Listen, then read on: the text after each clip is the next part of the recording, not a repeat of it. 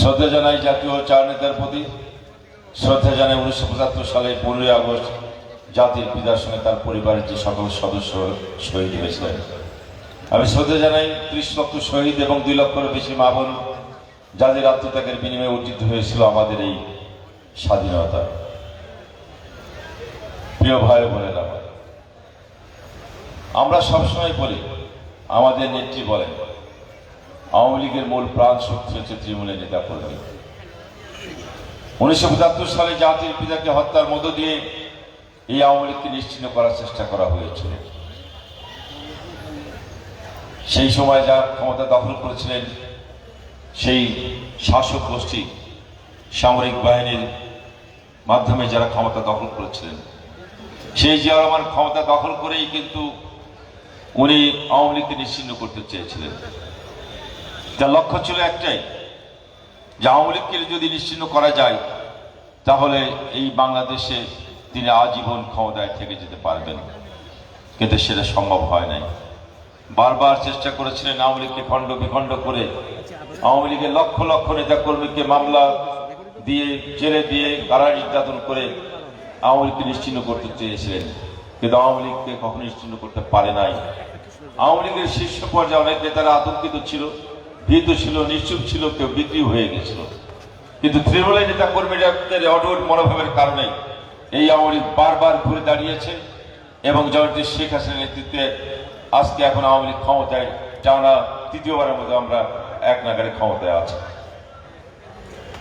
আজকে বিজয় আমাদের আমরা যখন এই আলোচনা করছি, সেই সময় কিন্তু আমাদের দেশে স্বাধীনতার সুবর্ণ জয়ন্তী উদযাপন হচ্ছে, জাতির পিতার জন্মশতবার্ষিকী উদযাপন হচ্ছে। স্বাধীনতা আমাদের গৌরবের, মুক্তিযুদ্ধ আমাদের অহংকার। এই স্বাধীনতা কিন্তু আমাদের এমনিতে আসে নাই। এই স্বাধীনতা কিন্তু আমরা কারো দয়ার দান নয়। এই স্বাধীনতা কারো গোল টেবিলে বসে আলোচনার মাধ্যমে হয় নাই, বা কোনো এক মেজরের বাঁশির হুইসেলে ওই স্বাধীনতা হয় না, যুদ্ধ হয় নাই। এই স্বাধীনতার বিশাল প্রেক্ষাপট ছিল। এই স্বাধীনতার জন্য আমাদের দীর্ঘ আন্দোলন সংগ্রামের প্রেক্ষাপট আছে। জাতির পিতার নেতৃত্বে সে আন্দোলন সংগ্রাম করেছিল। এ বাঙালি জাতি বারবার শোষকদের হাতে নির্যাতিত হয়েছে, নিপীড়িত হয়েছে। বাঙালি জাতি কখনো মাথা নোয়ায় নাই। এই 56,000 বর্গ মাইলে সেই বর্গের থেকে শুরু করে ব্রিটিশ শাসকদের আমরা অত্যাচার নির্যাতন দেখেছি। বাঙালি জাতি কখনো মাথা নোয়ায় নাই। রক্তে রঞ্জিত হয়েছে এই ভূখণ্ড, কিন্তু স্বাধীনতার যে আকাঙ্ক্ষা আমাদের সবসময় ছিল। 1817 সালে পরায় যে আন্দোলন শুরু করেছিলেন আমাদের হাজী শরীয়তুল্লাহ সাহেব, সেই সময় এই রাষ্ট্রের স্বাধীনতার জন্য তিনি আন্দোলন করেছেন, ব্যর্থ হয়েছিলেন। এরপরে তিতুমির বিদেশি শাসকদের বিরুদ্ধে আন্দোলন করেছিলেন। এক পর্যায়ে যুদ্ধ করতে বাঁশের কেল্লা বানিয়েছিলেন। সেই ঐতিহাসিক বাঁশের কেল্লাও তিতুমির আন্দোলনকে রক্ষা করতে পারে নাই, ব্যর্থ হয়েছিলেন, পরাস্ত হয়েছিলেন।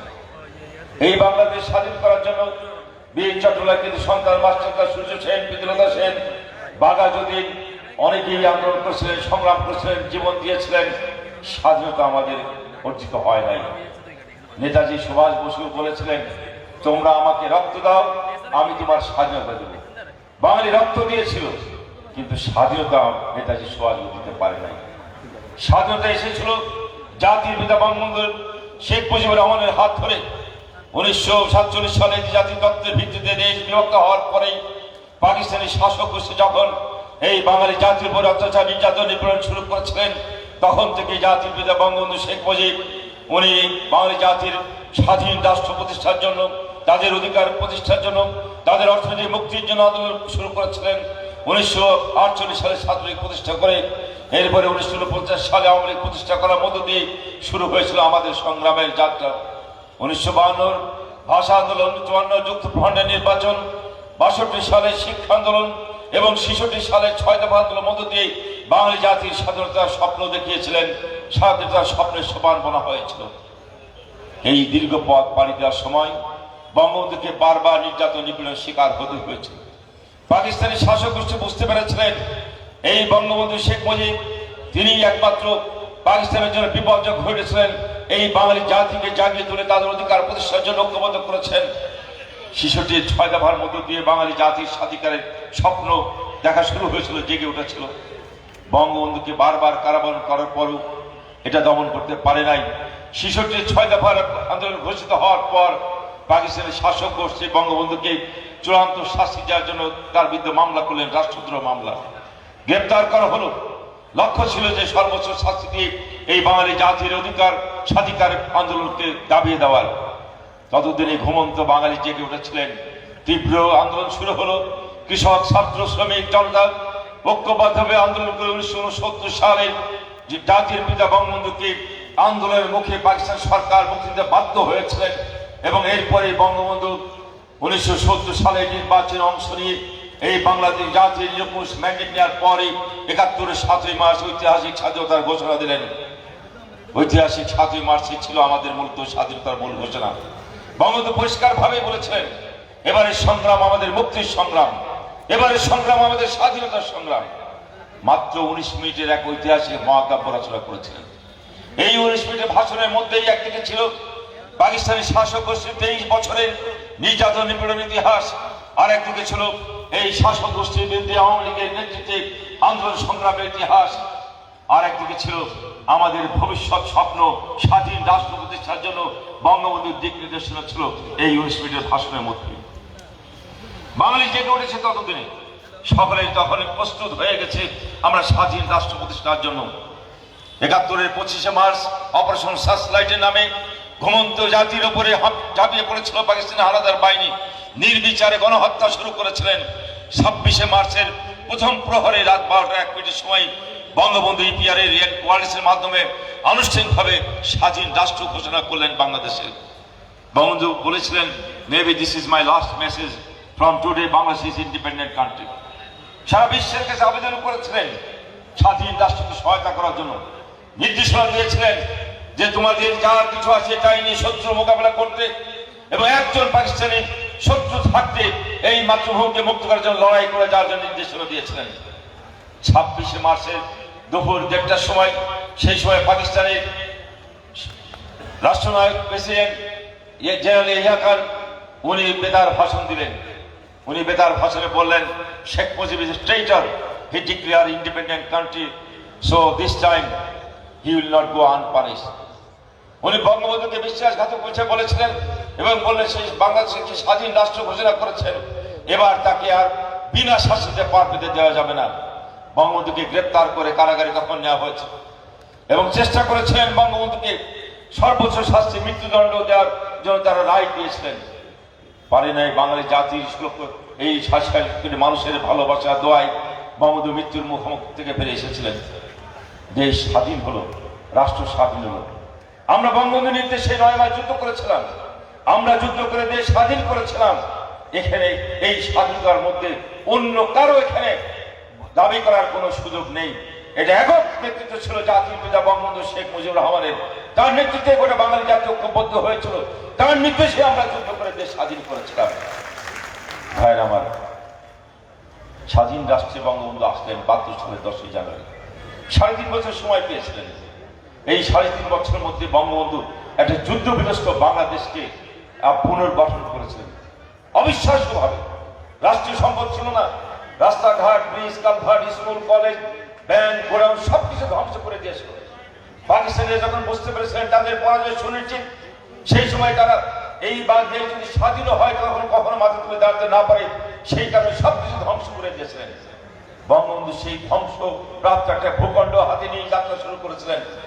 আজকে যাদের বয়স ৬০-এর ঊর্ধ্বে, ৭০-এর কাছাকাছি, তাদের হয়তো স্মরণ থাকার কথা। যাদের বয়স ৫০ বছর, তারাই ওই যুদ্ধ বিধ্বস্ত দেশের কিছুই দেখে নাই, তাদের মনে থাকার কথা নয়। আমরা দেখেছিলাম কিভাবে বঙ্গবন্ধু তার শূন্য হাতে এই যুদ্ধ বিধ্বস্ত দেশকে পুনর্গঠন করেছিলেন। ৩.৫ বছরের মধ্যে উনি রাষ্ট্রকে পুনর্গঠন করেছিলেন। মাত্র ১১ মাসের মধ্যে সংবিধান দিলেন, আমাদের প্রশাসনকে ঢেলে সাজালেন, পুলিশ বাহিনী গঠন করলেন, বিডিআর গঠন করলেন, সেনাবাহিনী গঠন করেছিলেন, বিমান বাহিনী গঠন করলেন, নৌবাহিনী গঠন করে বঙ্গবন্ধুর রাষ্ট্রকে একটা পূর্ণাঙ্গ কাঠামো দিয়ে গেছিলেন। বঙ্গবন্ধু অত্যন্ত দূরদৃষ্টি সম্পন্ন ছিলেন। আজকে আমাদের স্যাটেলাইটে বাংলাদেশে আমাদের স্যাটেলাইট আছে মহাকাশে, বঙ্গবন্ধু জানতেন যে ভবিষ্যতে উন্নত প্রযুক্তির সঙ্গে তাল মিলিয়ে দেশকে চলতে হলে একদিন এই স্যাটেলাইটের সঙ্গে সাহায্য লাগবে, যার জন্য 1974 সালে এই বেগুনিয়া ভূমিগ্রাম করে গেছিলেন বঙ্গবন্ধু। কতখানি দূরদৃষ্টি সম্পন্ন ছিলেন। আজকে আমাদের সমুদ্র সীমানায় আমরা যেটা মামলা করে 1,41,000 বর্গ কিলোমিটার সমুদ্র সীমানা পেয়ে আমরা ব্লু ইকোনমি করে আমরা স্বপ্ন দেখছি, আমরা নতুন পরিকল্পনা নিয়েছি, সেটারও কিন্তু সমুদ্র আইন বঙ্গবন্ধু করে গিয়েছিলেন 1974 সালে। সবুজ বিপ্লবে ডাক দিয়েছিলেন। 74 সালে যখন খাদ্য সংকট হলো, সেই সময় বঙ্গবন্ধু সবুজ বিপ্লবে ডাক দিলেন।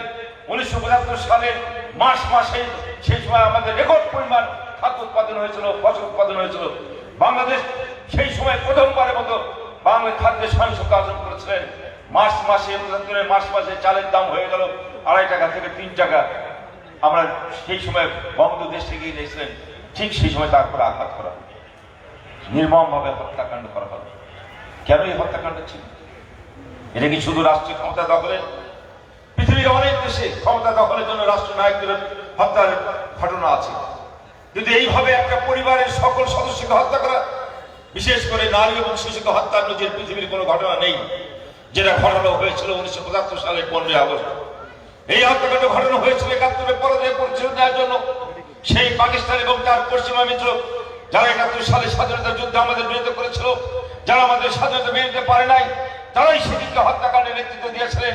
তাদের লক্ষ্য ছিল বঙ্গবন্ধুকে হত্যার মধ্যে দিয়ে, তার পরিবারের সকল সদস্যকে হত্যার মধ্যে দিয়ে এই বাংলাদেশকে আবার একটা পরাধীন রাষ্ট্রে পাকিস্তানের ফেডারেল স্টেট বানানোর স্বপ্ন দেখেছিলেন। সেই লক্ষ্যে হত্যাকাণ্ড ঘটানো হয়েছিল।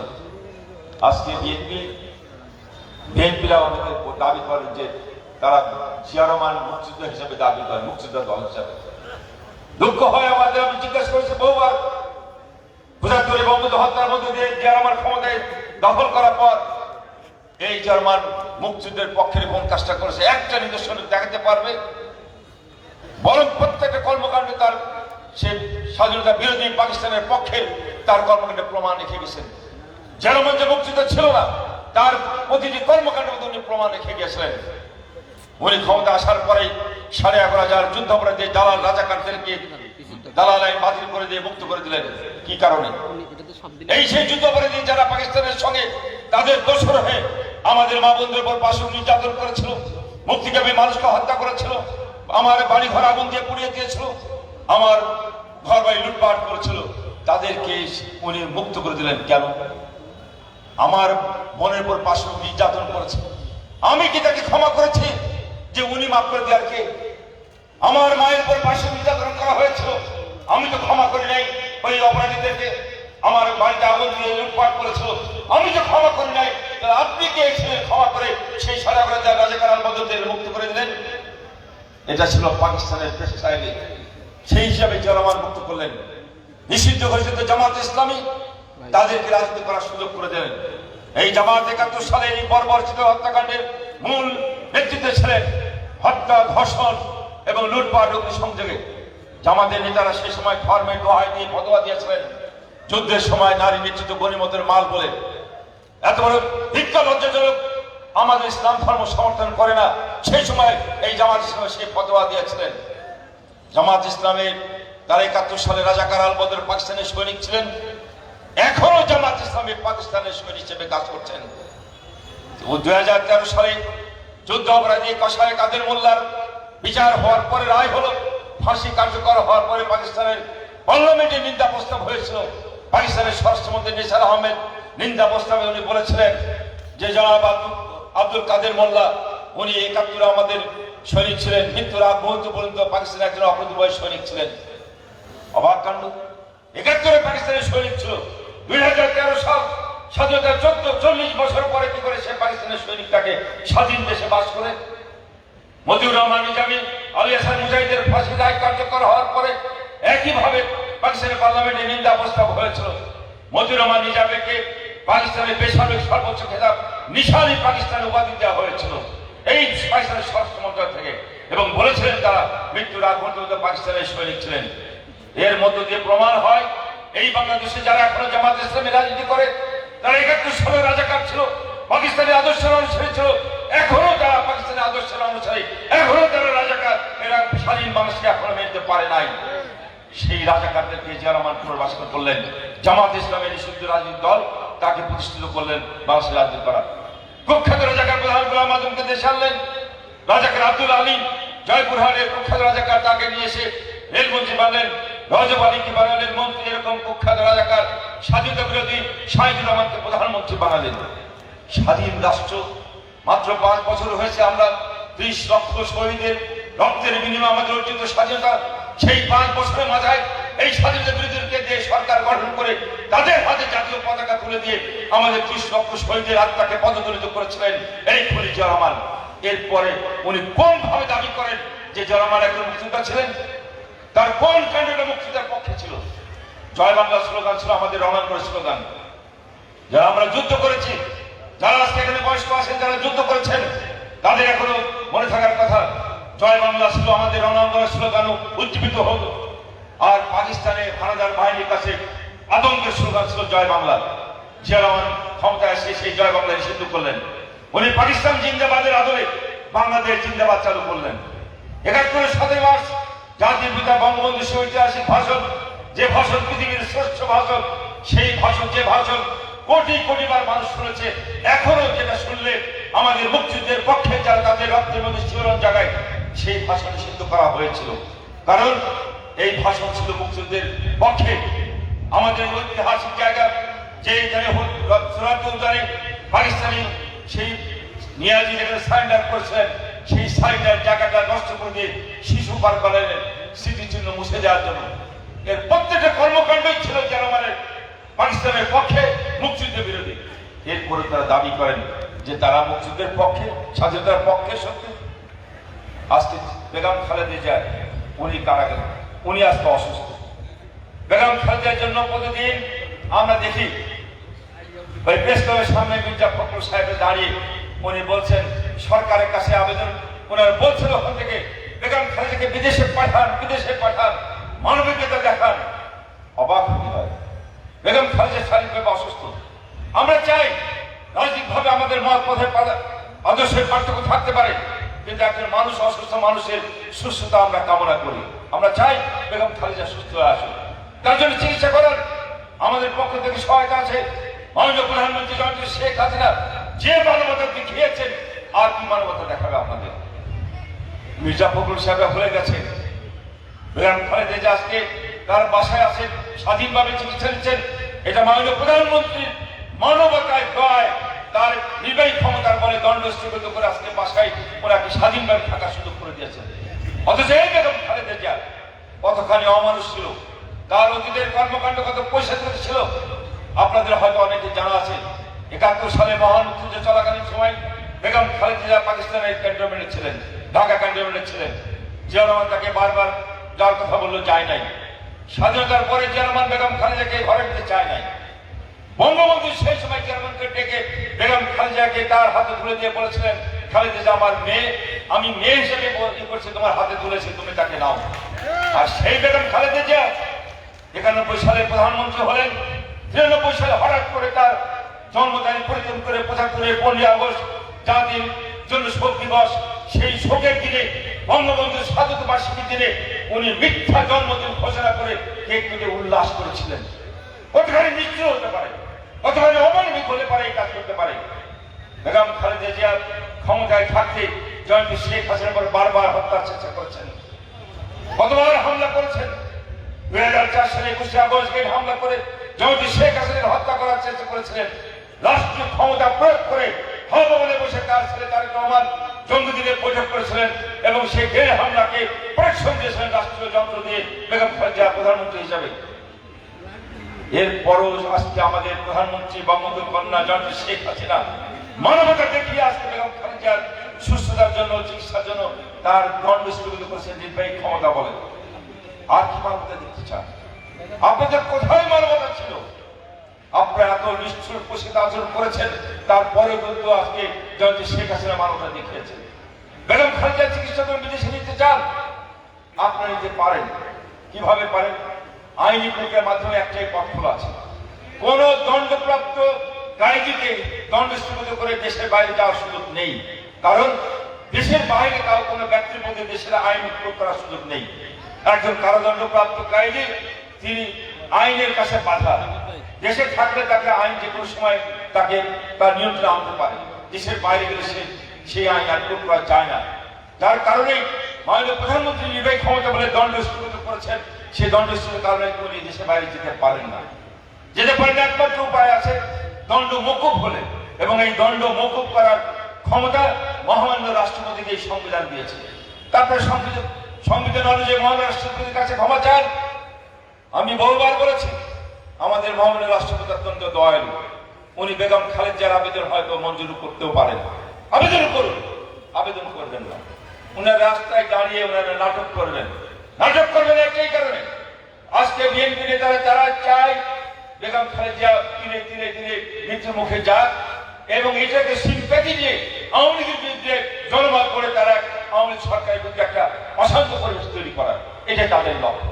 বেগম খালেদা শারীরিক সুস্থতা তাদের লক্ষ্য নয়। যদি লক্ষ্য হতো তাহলে তারা মহামান্য রাষ্ট্রপতির কাছে আবেদন করত।